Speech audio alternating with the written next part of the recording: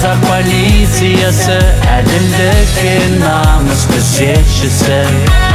Халқымыздың сенімі, тәуелсіз ел тірегі.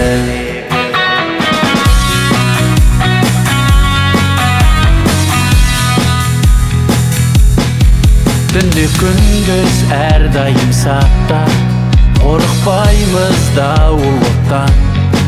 Антымызға адал боламыз, халық үшін жанымыз құрбан.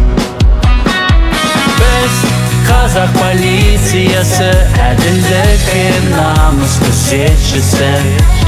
Халқымыздың